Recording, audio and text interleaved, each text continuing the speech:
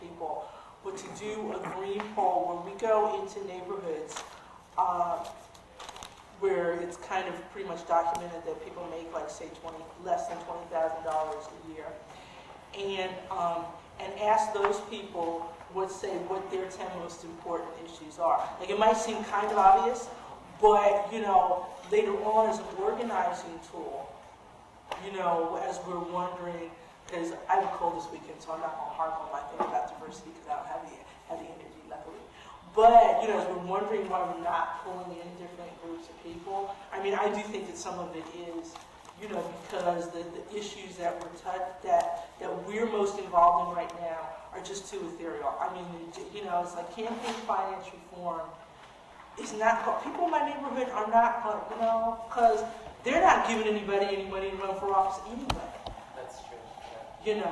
I have a good way to break that down to the street. Yeah. We have the best government money can buy, and not any living.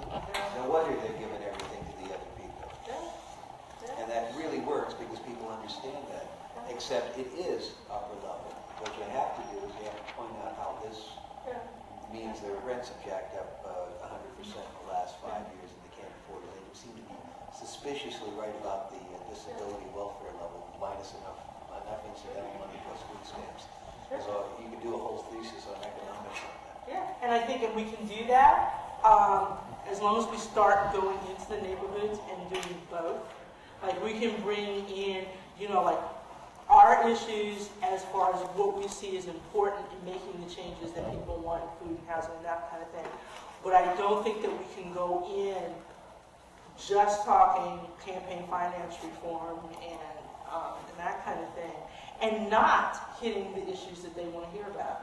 And that's kind of a lot of, so I'd like to see us do some serious research on, what the people in the poorer neighborhoods, what are their most critical issues, what do they want the politicians to deal with in the next 10 years, so that we can then come around and, research how is the Green Party,